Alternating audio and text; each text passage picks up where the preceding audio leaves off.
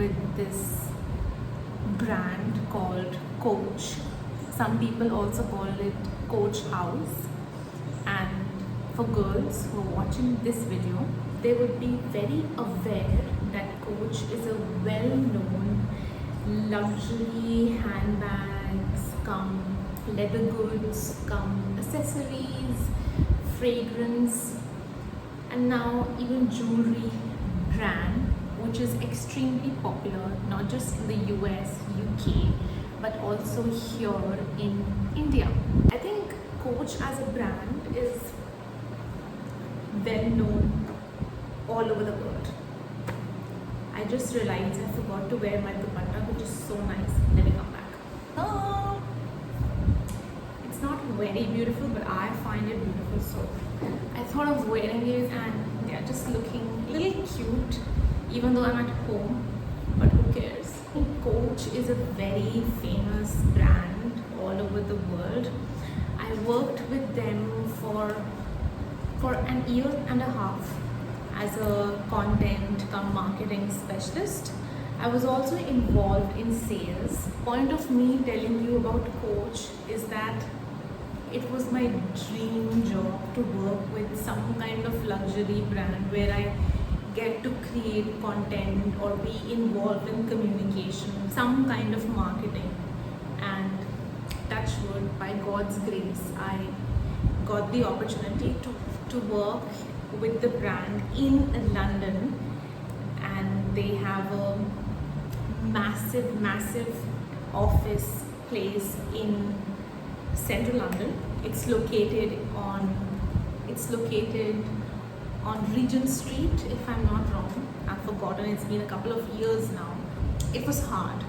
Me landing that job, I was then 24 or maybe 23, 24, and it was quite hard because A, it's a huge brand, many people apply.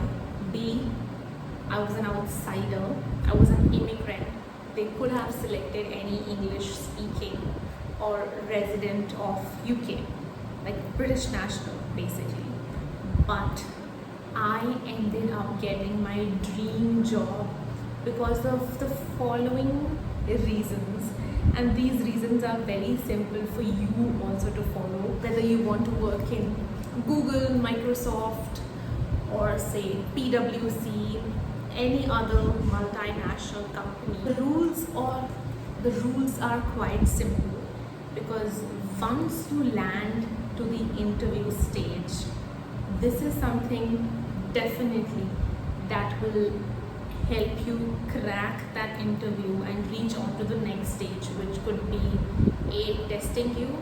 They could give you some assignment, some project that you need to work on. Basically, the information I'm going to share in this video will help you crack the interview to any multinational, whether it's Facebook, Microsoft.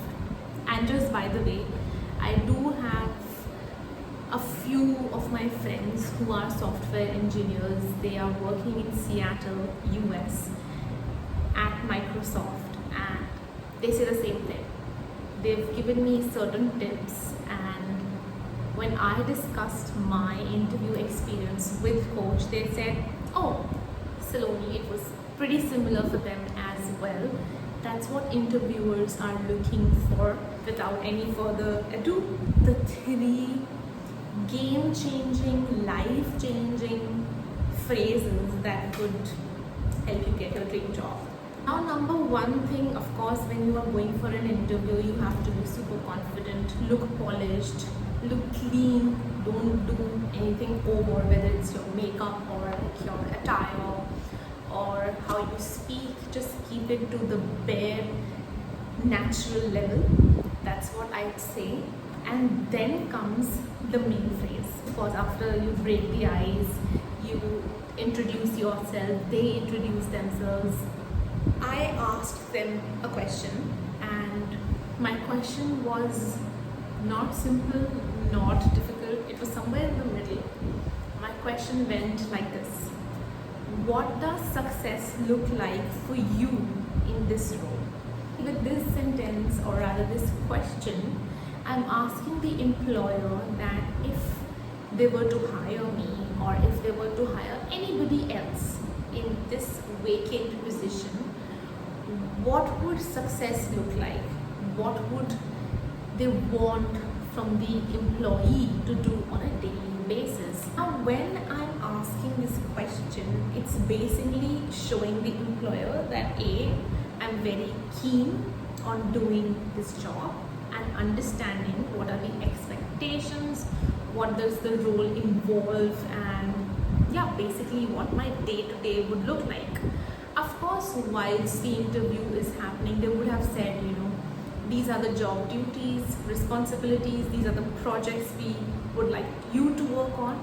But it's always good to understand what more, what are the real expectations from you. And if they are able to answer this, it's good for both parties, because you understand what you need to do and they understand that you as an individual who's asking this question is also very intelligent or very smart to ask this question, because this is not a question which says what will my daily duties, responsibilities, work look like. No, we know they've already probably, I'm sure 100% mentioned what your day-to-day would look like, but the main thing is what is success, what does success look like to them in this role. That's the one phrase I asked our coach in London that helped me get the job.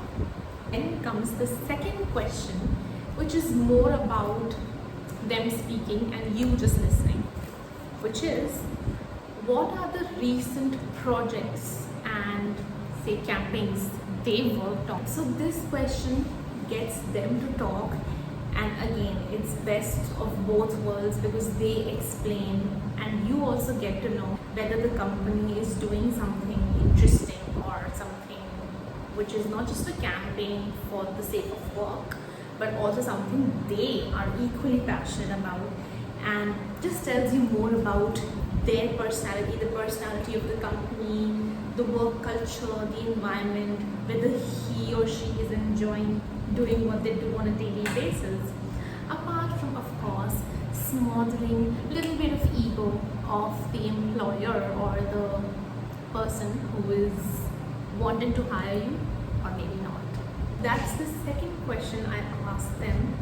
What are the certain projects or recent projects that they worked on, which are just good to hear about.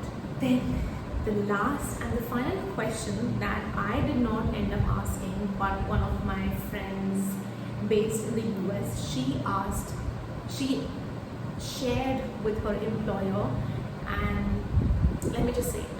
So she said that here is a 30, 60 and 90-day plan based on what she's understood from the job responsibilities and duties that she is expected to do. So she came prepared for the interview with that plan.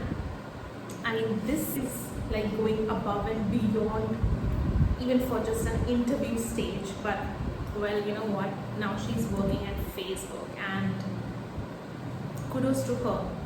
Personally, I would not go to such an extent to make a 30, 60 and 90-day plan.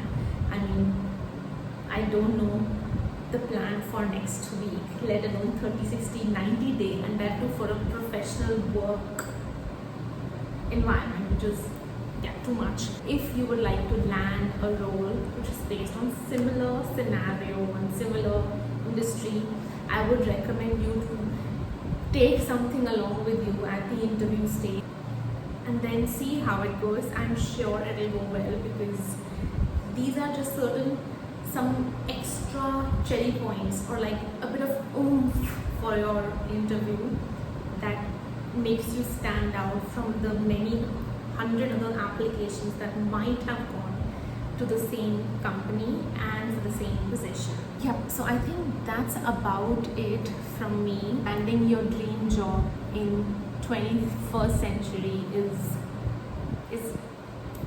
not easy. It's next to well, impossible. I don't want to say impossible, just not a cakewalk basically. And I think even if you have like great skills, amazing experience, smart personality, job market is difficult, especially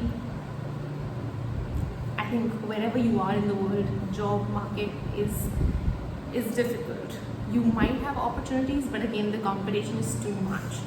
So my last point would be, whenever you go for an interview, don't go with this face. Go with this face, a polite face, a face which says that, you know, well, you are happy to look forward to the interview, not over smiling, not under smiling, just the right amount of natural smiling. Yeah, I think we all want to work in industries that have big names or like big money attached to them, whether it's Facebook, Microsoft, PwC, it's fashion related, Coach, LV, many brands. So it's just like, you know, it's difficult.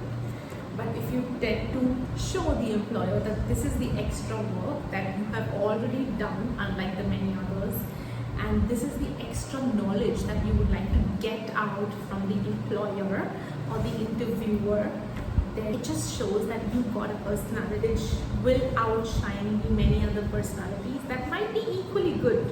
You know, that's the point. People or like contendants, basically other people applied with you, are not bad or they don't lack skills, but they just lack that extra oomph, the oomph that you can't explain, but it only shows in your personality and basically how you conduct yourself. Whatever questions or whatever experience I've shared just now shows that me as a personality, or rather whoever does follow the same, the same path, have that extra spark, that extra light in them that should make them eligible, or rather be selected for the role.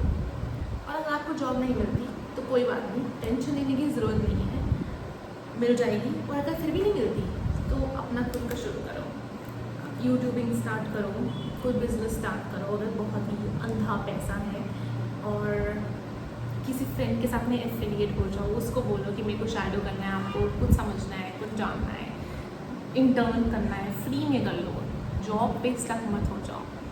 Job वाले चाहते हैं कि आप उनके साथ काम करो। There are many words coming out, like they want to come out from my mouth, but I don't want to use them, but you know what I mean. Is job is not the end of the world.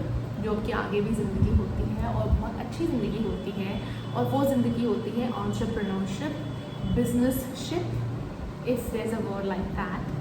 Venture into that and think about how you can be creative, how you can be more human.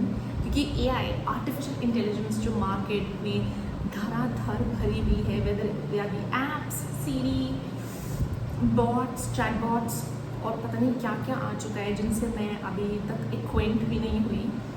So yeah, I think AI is lacking the human empathy, the human love, the human creativity. उस हम में है, मेरे में है और आप में है, तो अपना खुद का कुछ स्टार्ट करो. नहीं कर सकते तो रो मत, बिल्कुल मत रो, क्योंकि रोने से कुछ सॉल्व नहीं होने वाला. just get out, just act in a productive way. And yeah, that's about this video. I hope ये वीडियो आपको हेल्प करे. इस वीडियो ने मुझे तो मेरे अर्ली 20s में बहुत हेल्प करा है.